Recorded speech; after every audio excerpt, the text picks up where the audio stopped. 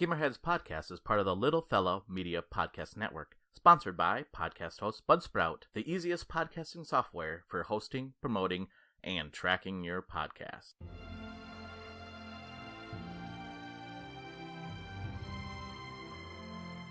And welcome back to another episode of Gamerheads Reviews. And this week, I'm joined by Mike. Hello. Hey, Mike. Thank you for joining me. It's early on a Sunday morning. It sure is. You know, I get 2 days off a week. I know. And I get to sleep in on one of them. Well, sorry about that. No, we're all good. Welcome, listeners. Today, we'll be reviewing a game called The Alliance Alive, the HD Remastered Edition, which is coming out on, I think, Steam, PlayStation 4, and where I played it on the Switch. So this is a game that's published by NIS America, and just give a little background of the game. So it's an RPG game, and I'll read the description because I think this is actually kind of important to discussion of the game. So, an age of darkness has befallen the world. The dark current, a cataclysmic, God, I can't talk, event caused by, now, so this is right, is it Daemons or Demons emergence? Yeah, I think it's just, let's go with Demons. Okay, that's what I kept saying. Caused by the Daemons emergence has decimated the population and divided land into separate regions, leaving survivors to be subjugated by the demonic overlords. To reclaim their home and free their people, an unlikely fellowship of heroes band together to spark a fiery revolution, explore various realms, gain new skills in the heat of battle, and form alliances to stand against the demons. So that gives you a little bit of the background. So like I said, it's an RPG game. It's coming out on October the 8th. So if you're listening to this now, it comes out on Tuesday. This released on Sunday the 6th. And so a few things about this game that I really, really like. So I'll start with the tip in the top. So the things I like about this game, it's so different than some of the other RPGs that you play. So where you learn different skills, this is kind of cool. When you use a weapon, your character will have like an awakening. They call it an awakening. And in this awakening, they learn like a new ability with their weapon that they're using. And then you can start using that new skill that you learned. Which is cool. I like that a lot. I think that's kind of a cool way of like handling learning new skills in a game. The other thing that I really like about this game too is how you level up in this game. So if you continue to use the weapons, you'll like gain momentum, or I don't want to call it momentum, but you'll gain like levels for each of the weapons and the different skills that you're using for the weapons too. So like, oh, did you have a question? Okay, so when you're playing and you win rounds and stuff, your character doesn't level up. The weapon that they use levels up? No, well, so the little bit, so your character levels up with the weapons they're using. So I'll give you an example. So like I have one of my characters has a stone sword. So it's this huge sword. And she knows like two moves when she first has it. It's like just a regular like slash and a block. Those are like the two things that she knows how to use when she first picks up the sword. And then as she starts using it, she'll have all of a sudden, like you'll say like, okay, go and attack this, this enemy, use a slash, and then it'll say awaken, and all of a sudden she'll do a different move. So she'll do like a double slash. And I'm like, well, that's cool. And now she learned this new move that's in her move list that you can use to attack. Okay. And so when you learn a new move, though, it does cost SP, which is like mana, right? So you have your health bar, and then you have your SP points, and you use that. So you have so many SP points. So like, let's say it will cost her like 2 points to do the double slash. Okay, so every time that I use that, I start using my mana. So I have to kind of manage like what I'm going to be using for my attacks. But the other nice thing the other thing I really like about this game, about how to level up, is that you have talents.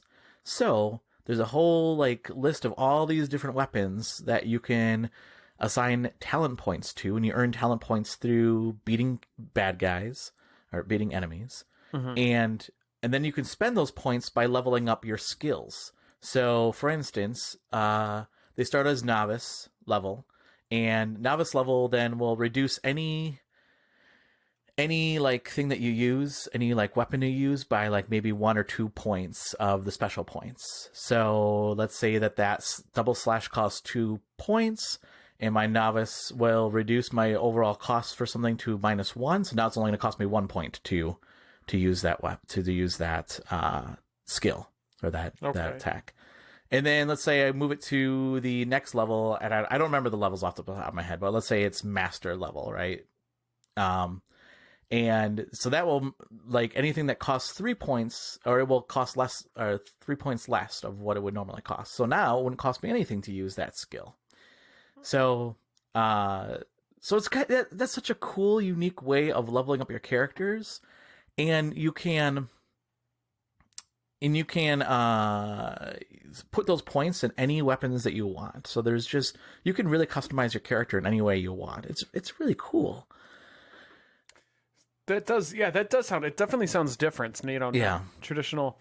Is the gameplay itself like traditional turn-based RPG? It is. So the game is traditional turn-based RPG, and it is. There's also some strategy RPG in it as well. So you have different formations for your characters, and depending on how you set them up, they'll give them special like bonuses. So like you might have one formation where your healer will have a plus 25 to support, and then the other 2 characters will have plus 25% to attack. Okay. So there is that strategy element to it as well. So you can change up your formations at any time during the battle. And then your character does level up too. So they don't call them like level 1 or level 2, level 3. It's just that they earn additional points to their different stats. So for instance, let's say I have my character, and they'll just say, oh, this character now has, instead of 24 special points, they have 25 special points. So they added additional special points to their overall capacity for special points. Or they might add for hit points as well, right? So gotcha. And then every time that I use a skill for my weapon, so let's say I use my double slash a lot, then it'll say, oh, your double slash went from level 1 to level 2. So it gives me additional like ability to do more damage. So that's how you level up in the game. And it's awesome. That is like, I will say, like, that is what I love about this game, is that you can really customize your characters the way you want to play them. Not all characters can do magic, so that is one thing that you have to, like, you don't want to put points in a character that can't do magic, like a talent point. But well, I'm not sure, actually. I'm not sure if you put talent points, if they would start be able to use magic then. I'll have to check that out. That's one thing I didn't check. But I have kind of shied away from putting points into people that don't know magic because it didn't make sense to me. Right. But it's a cool game. So that's one thing I like about the game. Another aspect I really like about this game is a story. So it starts off, I'm not going to go into too much because I want people to explore the story themselves or experience the story themselves. But it starts off with your characters. You have these 2 characters that you start to become accustomed to, and they go on this adventure together. Because it's a dark time, right? So darkness has befallen the world, and they hear rumors that there's a world out there that has blue skies, and so they want to find this. And the opening, probably about half hour or so, maybe a little bit less, depending on how much you grind, is just all the prelude to the whole game. And something tragic happens, actually, in that first prelude. And I was actually taken aback by it. I was like, wow, that was really sad. That was tragic. That was tragic. So the writing is so good. And then you play another group of, so you'll start with one group of characters, you play through a little bit with them, and then you learn about 2 other characters. Yeah, well, okay, I'm not going to get into it, but you learn about 2 other characters, and their relationship, and just the writing is so good. It is. I actually found myself laughing at some of the parts with the character interaction, just how they interacted in their animations. It's a good game. It's really good. I like it a lot. Nice. Yeah. Is there anything that didn't really resonate with you? Yeah. So those are my tip in the top. My flip and the flops. Some things that I this is nitpicky, but the first thing that kind of stuck out to me was the artwork. So when I first started playing it, I was like, how could you call this a remaster? This looks like a PlayStation 3 game. And so the character designs themselves, they're kind of like chibi-esque, kind of. So they're like really small feet and really small hands, but kind of a big head. So it's kind of cute. I mean, actually, it grew on me. I did like the character designs after a while, but at first I was just like, I'm not sure if I like this. And then the world that you interact with is kind of polygon, and it looks. I know that they cleaned it up, but it still kind of looks a little like dirty. Mm-hmm. That makes sense. So like you'll see like a bowl on a table, and there's supposed to be fruit in it or something, but it's just kind of washed out a little bit. It just looks weird because the characters are kind of crisp and clean, and then the rest of the world is kind of muddled a little bit. It kind of turned me off a little bit to the game. Gotcha. It was originally a 3DS game. It was. Yeah, it was. And it actually came out in March of 2018. So it really hasn't been out that long. And it was published by Altus, I think, before. Okay. So that was one thing, but as I went on, I was like, this is actually not so bad. I actually, it grew on me. The artwork grew on me. The other thing that I will say is that the outer world. So when you're traveling from place to place, it has like a top-down outer world, kind of like like a Final Fantasy type-esque game, right? Okay. And there's monsters running around the world, which I did like. That the fact that there's not just random chance encounters, that you can actually kind of control like what monsters you want to fight. Well, you don't know what monsters you're going to get, but you see like monsters roaming around. Right? Gotcha. And so that's cool. But the outer world itself is a little sparse, I would say, from an artwork perspective. Okay. I felt like they could have done a little bit more with that. It's not bad, but it's a little sparse. But other than that, I mean, that's very nitpicky. I mean, like I said, if those are the only things that are wrong with it, yeah, those are good things to be wrong. Yeah, one thing I mentioned on the podcast, and I'll say this here as well, is one complaint that people have with Octopath Traveler is that the characters don't interact with each other. It's just like they're just there. They're just there. And I mentioned this on the podcast, but at first I was like, not a big deal. I don't really care. Like sometimes that's how you play D&D, that your characters really don't know each other, but they're just venturing together because they're gonna go get cash or whatever, right? Like it's about fame and fortune, blah blah blah blah. But then I played this game, and I saw how having characters interact with each other is a good thing. and it really plays into the writing. And then at that point I thought, yeah, actually there is something to that. And I enjoyed my time more with the Alliance Alive than I did with Octopath Traveler. Because Octopath Traveler, it's a good game, don't get me wrong. And the graphics are amazing, and the music is outstanding. Good game. But the thing I didn't like about that game, it was a grind fest. And I like grinding in RPGs, don't get me wrong. But the fact that, you had 4 characters at one time, and there's different stories, right? So, like, if you wanted one character's story, you had to be at level 20, so you had to, like, work that character up to get to level 20 for Chapter 2. But then that means, like, if you want Chapter 2 for another character and you don't have them in a party, then you have to grind all them to get their levels up to level 20 to get to their Chapter 2. And in this game, I never had that issue. I did run into, like, one boss where he gave me a hard time in the beginning. But it was a little bit of strategy, and I figured out how to beat him, and I beat him, and it was great. And I never felt like I was like just slogging along in the game and just saying, oh gosh, I wish that this would just be over with already. It's a good game. It's well written, and the leveling system is great. I really liked it a lot. Nice. So for somebody like me that doesn't get into RPGs a whole lot, is it a good entry level RPG? Or? Yeah, I would say absolutely, because the fact that you don't have to know a lot about like, oh, like I have to like pay attention to like this leveling tree or... Oh, good. So there's not a lot of micromanagement. There's not a lot of micromanagement. I mean, you have the talent points. Sold. You could...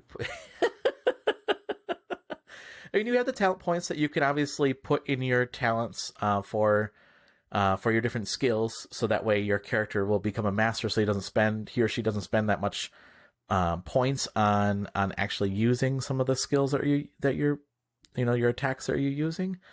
So there's that management, but it's not tedious. It's easy.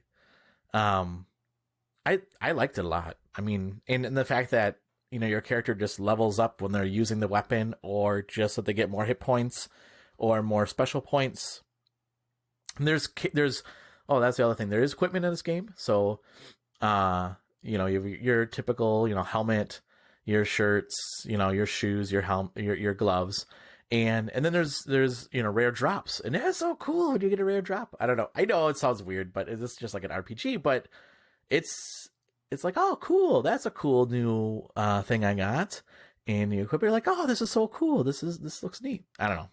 I like that about games. Like, that's why I love Diablo, because all the loot drops that you get in that game.